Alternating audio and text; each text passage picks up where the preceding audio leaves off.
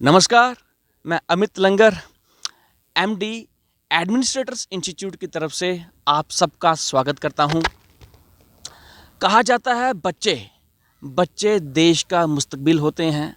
अगर किसी देश ने तरक्की करनी है तो उसका एजुकेशन सेक्टर को लेकर वो कितना सीरियस है, एजुकेशन सेक्टर को आगे बढ़ाने के लिए, उसमें इम्प्रूवमेंट लाने के लिए, क्वालिटी एजुकेशन प्रोवाइड करने के लिए वो कितने एफर्ट्स कर रहा है, ये बहुत मायने रखता है। एडमिनिस्ट्रेटर्स इंस्टीट्यूट की तरफ से आज हमने एक छोटा सा एफर्ट किया है। पढ़ाई तो सब करवाते हैं, स्कूल्स भी करवाते हैं, इंस्टीट्यूट भी करवाते हैं, लेकिन आज एडमिनिस्ट्रेटर्स इंस्टीट्यूट बच्चों की ओवरऑल डेवलपमेंट, मेंटल और फिजिकल डेवलपमेंट के लिए आज उनको आउटसाइड द फील्ड लाया है, फील्ड वर्क के लिए लाया है। आज हम इनको रिपोर्टिंग सिखाएंगे। एज अ जर्नलिस्ट हम इनको किस तरह बात करते हैं, क्या बात करनी है, कितनी बात करनी है, इसका बेनिफिट क्या होगा। आपने देखा होगा बच्चे बात करने में उनको बड़े हिचकते हैं, उनको थोड़ा सा फियर रहता है। आगे कंपटीशन का ज़माना है, इंटरव्यूज़ होते हैं, बच्चे ठीक से बात नहीं कर पाते, उनको एक फियर रहता है। ये सब निकालने के लिए हमने ये पहल की है ताकि बच्चों की ओवरऑल डेवलपमेंट हो जाए। बात करना बहुत इंपॉर्टेंस रखता है आजकल के ज़माने में, ताकि उनका एक फियर निकले, वो सीखें ज़्यादा से ज़्यादा। इसके लिए आज हमारे साथ हमने जो पहल की है, हम सबसे पहले जंडियाल साहब का बड़ा शुक्रगुजार हैं। जंडियाल साहब, धीरज जंडियाल साहब, सीनियर केएएस ऑफिसर 2010 बैच के और चीफ अकाउंट ऑफिसर म्यूनिसिपैलिटी में तैनात हैं। जंडियाल साहब, आपका बहुत बहुत स्वागत है, आपने हमें टाइम दिया। शुक्रिया जी, शुक्रिया। जंडियाल साहब, पहले आप ये बताएं, जो एडमिनिस्ट्रेटर्स इंस्टीट्यूट की तरफ से ये पहल हुई है, आप क्या देखते हैं, ये सही है, ये चीज़ होनी चाहिए, नहीं होनी चाहिए? जहाँ तक बात आपने कही कि बच्चों में फ़ियर है, तो मैं उससे सहमत नहीं हूँ। हमें उसको फ़ियर का नाम नहीं देना चाहिए। मुझे लगता है कि कुछ बच्चों में एक्सपोजर रहता है और कुछ बच्चों में लैक ऑफ एक्सपोजर होता है। तो बच्चे तो एक ही जैसे होते हैं। तो ये part of the grooming process जिसको कहा जाता है, तो हम ये बोल सकते हैं कि उनको उस ढंग से स्टेज नहीं प्रोवाइड की गई, उस ढंग से उनको एक्सपोजर नहीं मिला। तो फियर वर्ड मुझे लगता है कुछ अटपटा सा लगेगा क्योंकि जो बच्चे हैं जी। वो तो बच्चे ही हैं। तो बच्चों में एक ढंग से हमें उन्हें देखना है। हाँ, कुछ में कैपेबिलिटीज़ ज़्यादा होती हैं, वो गॉड गिफ्टेड है, उसको हम कुछ नहीं कर सकते। बट हमारे हाथ में है कि हमने उनको ट्रेन करना है, उनको एक लेवल प्ले फील्ड प्रोवाइड करना है और उनको जो स्टेज एक्सपोजर है वो हमने प्रोवाइड करना है। जंडियाल साहब, आप जैसे एजुकेशनिस्ट भी रह चुके हैं, आप पीआरओ एनसीईआरटी रह चुके हैं, तो एजुकेशन में आपकी एक अच्छी पकड़ है। जंडियाल साहब, क्या आप ये समझते हैं कि आज की जो एजुकेशन है और ख़ासकर जो टीचर्स हैं, जो चीज़ प्रोवाइड करनी चाहिए, क्योंकि हम देखते हैं आउटसाइड द कंट्री अगर हम जाएं, वेस्टर्न नेशंस, यूरोपियन नेशंस या अमेरिका की हम बात करें, तो वहाँ टीचर्स की एक पर्टिकुलर बड़ी जब इस तरह की ट्रेनिंग होती है कि उनको पता होता है कि बच्चे कहाँ लैग कर रहे हैं। या हम देखते हैं कि टीचर और स्टूडेंट्स में एक थोड़ा सा ईगो लेवल रहता है। तो आप समझते हैं ये चीज़ें, ये खामियाँ हैं और इन खामियों को दूर करना बड़ा ज़रूरी है?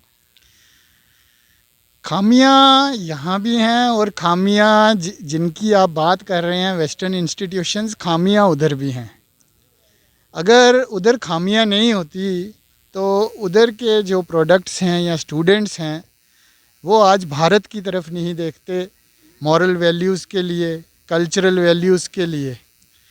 तो भारत के पास एक बड़ा समृद्ध देश है, इतनी पुरानी संस्कृति है। हमने देखा इंडस वैली सिविलाइजेशन आज मोर देन 10,000 ईयर्स एगो है। तो लोग जब भी बात करते हैं भारत की, तो हमें बड़ा गर्व होता है कि हमारे पास जो संस्कृति है वो वेस्टर्न नेशंस के पास नहीं है। और जो धरोहर हमारे पास है, जो फैमिली वैल्यू सिस्टम हमारे पास है, जो आदर का भाव है, जो अतिथि का भाव है, वो कहाँ है वेस्टर्न नेशंस में? जंडियाल साहब, आपकी बात बिल्कुल ठीक है, आपने बड़ा सही बोला। ये चीज़ तो हमारे में है, वेस्टर्न्स में नहीं है। बट अगर हम एजुकेशन की बात करें, आज भी आप देखते होंगे कि 12th के स्टूडेंट्स को सिंपल मतलब नहीं पता होते, जैसे सरकमस्टांस का उनको मतलब नहीं पता, बड़े सिंपल मतलब नहीं पता होते। एक चैनल ने एक वीडियो की थी, कॉलेज की गर्ल्स, मैं नाम नहीं लूँगा उस कॉलेज का, वहाँ सिंपल पूछा जा रहा है पीएम कौन है, उनको ये नहीं पता, गवर्नर कौन है ये नहीं पता। तो आप समझते हैं कि कुछ लैकिंग तो है। देखिए, हमें सिलेक्टिव नहीं होना है। अब आपने एक इंस्टेंस कॉइन किया गर्ल्स का कि उनको हमारे देश के नहीं, भावी एक प्रधानमंत्री बात का, गर्ल्स की नहीं है, जी, बात बॉयज़ की भी हो सकती हाँ है, बट जी, एक वीडियो के आधार पर मैं बोल रहा हूँ। जो भी है, तो हमारे प्रधानमंत्री जी का उनको नाम नहीं पता है, या हमारे उस समय के मुख्यमंत्री का नाम नहीं पता है, या जो हमारे डोगरा रूलर्स रह गए हैं उनके जी जी बारे जी में जी उनको ज्ञात नहीं जी है। जी जी जी तो देखिए, जब भी कोई डाटा इकट्ठा किया जाता है तो वो डाटा इकट्ठा एक सिलेक्टिव मॉड्यूल में किया जाता है। दूसरी तरफ हमें ये भी ध्यान रखना है कि एक तरफ अगर इस प्रकार का स्टफ़ है तो दूसरी तरफ ऐसा स्टफ़ भी है जो नेशनल लेवल पे शाइन कर रहा है, जो अपनी प्रतिभा बता रहा है कि नहीं, हम जम्मू कश्मीर के जो बच्चे हैं वो किसी से कम नहीं हैं। तो उन्होंने नेशनल लेवल पे लॉरेल्स लाए स्टेट के लिए, प्राउड किया, और इसी स्टेट से बहुत बड़े बड़े नामी ग्रामी लोग निकले हैं जिन्होंने नेशनल नहीं इंटरनेशनल लेवल पे अपना डंका बजाया है। लेकिन जंडियाल साहब, जैसे आपने बोला है कि बड़ा नाम किया है, बड़ी अच्छी बात है, बट ये संख्या बड़ी कम है। दूसरा, खेल की अगर आप बात करें, भारत में स्पोर्ट्स भी इतने उस लेवल का नहीं है जिस तरह हम चाइना देखते हैं, यूएस देखते हैं, रशिया देखते हैं, कनाडा देखते हैं, साउथ कोरिया देखते हैं, जापान देखते हैं। इतने ज़्यादा उनके gold medal, silver medal, bronze medal आते हैं, बट हमारा एक आधा आ रहा है। लैकिंग तो है। क्या इस आप समझते हैं कि सरकार को, चाहे कोई भी हो, कोई भी सरकार है केंद्र में या राज्य की कोई भी सरकार हो, उसको स्पोर्ट्स और एजुकेशन के बारे में एक स्पेशल एक ध्यान देना चाहिए? दूसरा, मैंने एक किताब पढ़ी है अमृता सिंह जी की, आर्गुमेंटेटिव इंडियन। वहाँ उन्होंने चाइना किस तरह सुपर पावर बना उसका जिक्र किया है। उन्होंने बोला है चाइना ने दो चीज़ों पे कॉम्प्रोमाइज़ नहीं किया, एक एजुकेशन और दूसरा हेल्थ। दैट्स वाई चाइना आज अमेरिका को टक्कर दे रहा है। तो कुछ ना कुछ लैकिंग है, आप समझते हैं लैकिंग है, इसको दूर करने की ज़रूरत है। कोई मुल्क, कोई संस्कृति अपने आप में कंप्लीट नहीं है, उसको समय के साथ बदलना पड़ता है। जहाँ तक खेल कूद की बात है, तो आज भारत में एक स्पोर्ट्स पॉलिसी बन गई है, खेलों को पूरा प्रोत्साहन दिया गया है, बच्चों को बोला गया है। पर मैं इन सब से हटकर आपको अमित जी एक प्रश्न करता हूँ, बच्चों को प्रोत्साहन किसने देना है? माँ बाप ने। आज एज एन एजुकेटेड पर्सन हम अपने बच्चों को क्या बोलते हैं? हम कभी नहीं उनको प्रोत्साहित करते कि आप फुटबॉलर बनो, जी जी आप हॉकी लो, आप जाके क्रिकेट के मैदान में खेल खेलो। घर में माँ बाप का एक ही प्रश्न होता है, बच्चों आपने पढ़ा, क्लास वर्क किया, होमवर्क किया, नंबर आपके 90% से कम आए, और उससे भी ज़्यादा जो सबसे बच्चों को क्षति पहुंचाता है वो है, हम उनका कंपैरिजन करते हैं कि तुम्हारे साथ पढ़ता हुआ दूसरा बच्चा देखो जी जी इतने नंबर ले गया जी जी जी जी और तुम कहाँ हो। जी जी जी जी जी। तो हम किस प्रकार का वैल्यू उनको दे रहे हैं? हम उनमें कॉन्फिडेंस ही नहीं ला रहे बच्चों को। जंडियाल साहब, आपने बड़ी अच्छी बात बोली कि जो पेरेंट्स हैं वो स्टूडेंट से यही प्रश्न पूछते हैं जो आपने बोला। तो आप समझते हैं पेरेंट्स भी पढ़े होंगे, उनकी भी ग्रूमिंग जैसे आपने स्टार्टिंग में बोला उस हिसाब से नहीं होगी, तो फिर मैं वही प्रश्न ले आता हूँ कि एजुकेशन हिसाब से नहीं है। क्योंकि अगर उनको खेलों की वैल्यू पता होगी, अगर होती, तो ये सवाल ही नहीं उठता कि वो इस तरह बच्चों की ग्रूमिंग करते या कर रहे हैं।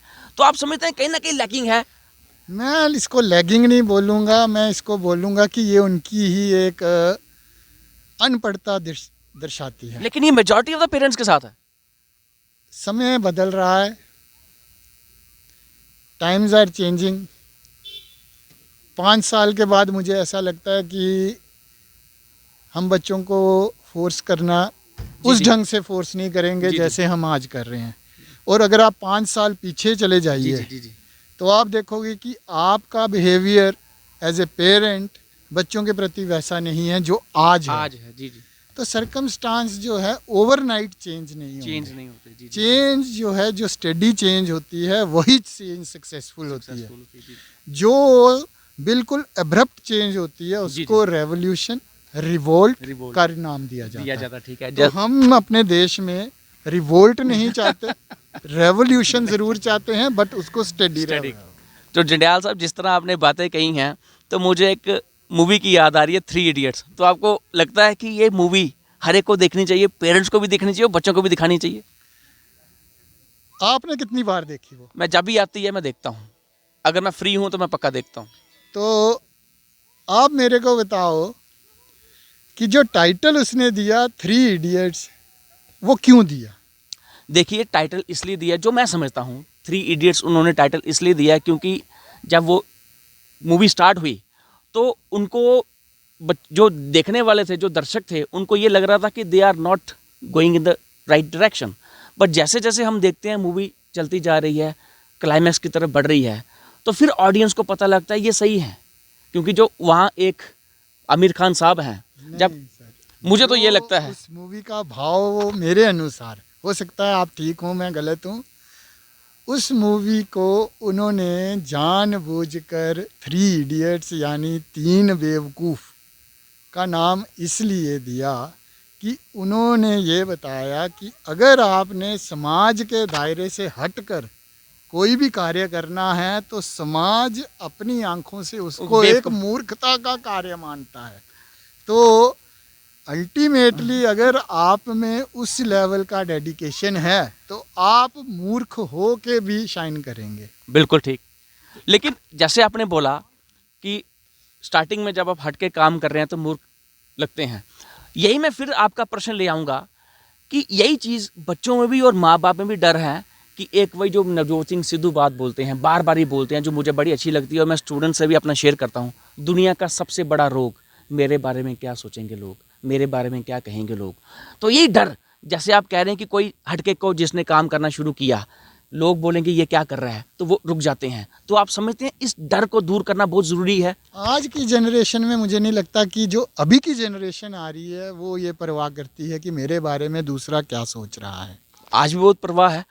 अगर आप अब वो कंट्री साइड चली जाइए, अगर आप रूरल एरियाज में चले जाइए, आज भी ये है। सिटीज़ में हम मान सकते हैं नहीं है, रूरल एरियाज में अभी भी हैं।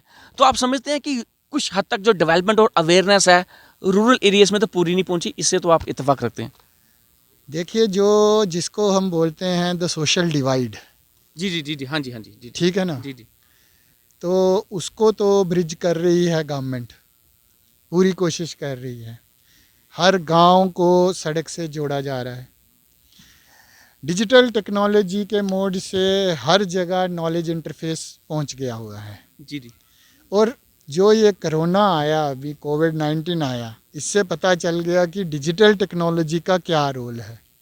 तो कोरोना एक मैं ब्लेसिंग इन डिस्गाइज सोचता हूँ कि इसने सभी को एक लेवल ग्राउंड प्रोवाइड कर दिया। जी, जी। क्योंकि अब जो बच्चा पढ़ रहा है वो through digital inter mode, online mode से पढ़ रहा है, उसको भी वही इंस्ट्रक्शन इम्पार्ट हो रही है जो हमारे दूर दराज गांव में बच्चा हो रहा है। जंडियाल साहब, यहाँ मैं आपको एक प्रश्न पूछूंगा और रोकूंगा। आपने बोला कि जो ऑनलाइन एजुकेशन की आप बात कर रहे हैं, तो क्या आप ऑनलाइन एजुकेशन जो है टेम्पररी फेज के लिए, तो हम भी समझते हैं ठीक है, अगर इस तरह का पेंडेमिक या इमरजेंसी सिचुएशन आ जाए, पढ़ना तो है, तो आप इसको क्या टेम्पररी फेज के लिए सही मानते हैं या परमानेंट सही मानते हैं? क्योंकि मैं ये समझता हूँ, अगर मैं होरों की बात ना करूँ, अपनी थिंकिंग की बात करूँ, कि जब तक आप होरों से इंटरेक्ट नहीं करोगे, आपकी मेंटल डेवलपमेंट पूरी नहीं हो सकती। तो इसमें ऑनलाइन एजुकेशन में जो हम देख रहे हैं, मैं भी एक टीचर हूँ, एजुकेशन वही हम इंटरव्यू कर रहे हैं एडमिनिस्ट्रेटर्स की तरफ से, तो हम नहीं समझते कि जब तक इंटरेक्शन ना हो स्टूडेंट की मेंटल डेवलपमेंट हो सकती है। तो आप इसको टेम्पररी मानते हैं ऑनलाइन एजुकेशन, या आप समझते हैं कि परमानेंट होनी चाहिए? अमित जी, आपके सवाल में ही आपका जवाब दूंगा। देखिए, ये एक ब्लेसिंग इन डिस्गाइज मैंने पहले कहा। जी जी।